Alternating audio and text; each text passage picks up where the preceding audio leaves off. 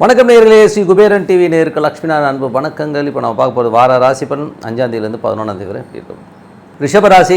ரிஷபராசிக்கு எப்படி இருக்கும் அப்படின்னும் போது, ரிஷபராசிக்கு உங்களது ராசியாதிபதி 4 சூரியனோடு இருக்கிறது. கொஞ்சம் தாயாக நீங்கள் என்ன சொன்னாலும் கொஞ்சம் காதில் வாங்காத மாதிரின சூழ்நிலையில் இருப்பாங்க கொஞ்ச நாள், இந்த ஒரு வாரம் தான். அதுக்கப்புறம் எல்லாமே சரியாயிடும். ஏன்னா சில நேரங்களில் அந்த மாதிரி ஒரு எமோஷன்ஸான விஷயங்கள்லாம் நடப்பதற்கான கொஞ்சம் அந்த மாதிரி இருக்கும்.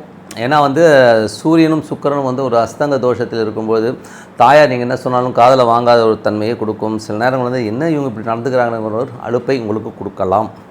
மற்றபடி உங்களுக்கு 6ஆம் அதிபதி உங்களுக்கு 4இல் இருக்கும்போது, சூரியனுடைய இருக்கும்போது ஓனர்ஷிப்பு, உங்களுடைய பாசஸ், இவங்களுடைய ப்ரெஷர்ஸ் கொஞ்சம் ஜாஸ்தி இருக்கிறதுக்கான வாய்ப்பு இருக்குது. நீங்கள் என்ன சொன்னாலும் கொஞ்சம் காதில் வாங்கலையோ அப்படிங்கிற எண்ணங்களும் இருக்கிறதுக்கான வாய்ப்பும் நிறைய இருக்குது. 2ஆம் அதிபதி புதன் 5இல் இருக்குது. 2ஆம் அதிபதி 5இல் இருக்கும்போது நல்ல ஜாலியாகவும் ஃபன்னாகவும் இருப்பீங்க. குடும்பத்தில் குழந்தைகளை நல்ல சந்தோஷம் குதூகலங்கள்லாம் ஏற்படுவதற்கான வாய்ப்பெல்லாம் ரொம்ப சிறப்பாக இருக்கும். ஸோ நல்ல விஷயங்கள்லாம் நடக்கும். குழந்தைகளால் ஒரு சந்தோஷம் கண்டிப்பாக கிடைக்கிறதுக்கான வாய்ப்பெலாம் இருக்குது. காதல் சார்ந்த விஷயங்கள்லாம் இனிக்கும். ஓகேங்களா. மற்றபடி உங்களுக்கு 3ஆம் அதிபதி. ஸோ 3ஆம் அதிபதியான சனியின் வக்கரப்பார்வை. ஸோ 3ஆம் அதிபதிக்கு சனியின் வக்கரப்பார்வை பார்த்திங்கன்னா கொஞ்சம் உங்களுக்கு தொழில் ரீதியான விஷயங்கள் அலைச்சல் இருக்கலாம். புதிய ஒப்பந்தங்கள்லாம் கொஞ்சம் டிலே ஆகிறதுக்கான வாய்ப்புகள் இருக்குது. அதே உங்கள் ஜனனகால ஜாதகத்தில் சனி வக்கரமாக இருந்துன்னா எல்லாமே ப்ளஸ்ஸாக இருக்கும். பெரிய ப்ளஸ்ஸாக அமைவதற்கான வாய்ப்புலாம் ரொம்ப சிறப்பாக இருக்குது.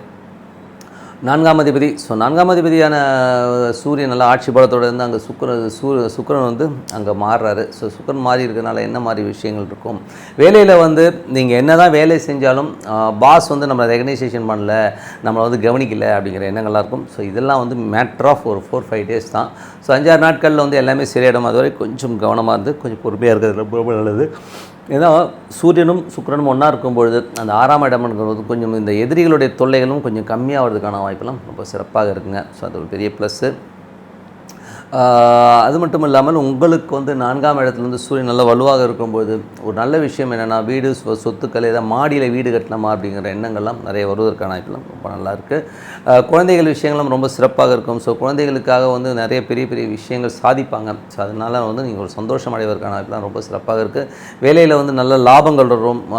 கொஞ்சம் ஸ்ட்ரெஸ் இருந்தாலும் ஓரளவுக்கு ஃப்யூச்சரில் ஒரு பெரிய லாபமாக மாறுவதற்கான வாய்ப்பெல்லாம் ரொம்ப சிறப்பாக இருக்குது. 7ஆம் அதிபதி. ஸோ 7இல் பார்த்திங்கன்னா உங்களுக்கு 7ஆம் அதிபதி 12இல் இருக்கவர் 12ஆம் அதிபதியும் வரனால ஒரு ராசியில் இருக்கும்போது மனைவிக்காக நிறைய செலவு பண்ணுவீங்க. கொஞ்சம் ஆத்மார்த்தமாக சந்தோஷமாக குதூகலமாக இருப்பதற்கான வாய்ப்பெலாம் ரொம்ப சிறப்பாக இருக்குது. 8ஆம் அதிபதியான குரு வக்கரமாய் 11இல் இருக்கும்போது அதீதமான ஒரு பண வரவுகளை எதிர்பார்த்து கொண்டு ஓடுவீங்க. உங்கள் ஜாதகத்தில் ஜனனகால ஜாதகத்தில் குரு வக்கரமாக இருந்தால் நல்ல லாபங்கள் நல்ல ஒரு வளர்ச்சியை அடைவதற்கான வாய்ப்பெலாம் இருக்குது. குரு வக்கரமாகலாம் கொஞ்சம் டிலே ஆகும். என்னங்க என்ன சொன்னாலும் வேகமாக போகணும்னு பார்த்தா முடியலைங்களே, கொஞ்சம் டிலே ஆகுதுங்கிற மாதிரி எண்ணங்கள்லாம் இருக்கும். 9ஆம் அதிபதி சனி வக்கரமாக இருக்கிறதுனால பார்த்திங்கன்னா உங்களுக்கு கொஞ்சம் சின்ன சின்ன விஷயங்கள்லையும் பார்த்திங்கன்னா என்னென்ன இருந்தாலும் ஒரு வேகமாக இல்லைங்க, கொஞ்சம் அப்பா பிடிவாதம் பிடிக்கிறார். வெளிநாட்டில் உள்ள ஒரு விஷயங்கள்லாம் கொஞ்சம் ஸ்லோ டவுனாக நடக்கிறதுக்கான வாய்ப்பெலாம் இருக்குது. மேற்படிப்புலலாம் நிறைய கன்ஃபியூஷன்ஸ் இருக்கும். என்ன பண்ணுறது ஏது பண்ண தெரியாமல் கொஞ்சம் ஒழிப்பீங்க. தொழிலில் செஞ்சிட்ருக்கவங்க சுய தொழில் செய்பவர்கள்லாம் ஒரு பெரிய நிறைய ஆப்பர்ச்சுனிட்டிஸ் வந்தாலும் கொஞ்சம் ஸ்லோவாக இருக்கிற மாதிரி ஒரு ஃபீல் கண்டிப்பாக இருக்குங்க. மற்றபடி லாபத்தில் குரு வக்கரமாக இருக்கிறனால நல்ல லாபங்கள் வந்தாலும் அது கொஞ்சம் டிலேடாக வரும். உங்கள் ஜனகால ஜாதகத்தில் பார்த்திங்கன்னா குரு வக்கரமாக இருந்திருந்தால் கண்டிப்பாக அது ஒரு நல்ல லாபத்தை கொடுத்துருங்க. ஸோ நல்ல விஷயங்கள் உங்களுக்கு 12இல் உள்ள ராகு வெளிநாடு சார்ந்த துறையில் இருக்கவங்க, வெளிநாட்டில் இருக்கவங்களுக்குலாம் ஒரு பெரிய வளர்ச்சியை கொடுப்பதற்கான வாய்ப்பெல்லாம் ரொம்ப சிறப்பாக இருக்குது. ஸோ இந்த வாரம் மட்டுமில்ல வருகின்ற எல்லா வாரம் உங்களுக்கு சிறப்பாக அமைய இறைவனை பிரார்த்துக்கொண்டு உங்களிடம் விடைபெறுவது உங்கள் லக்ஷ்மி. நன்றி, வணக்கம்.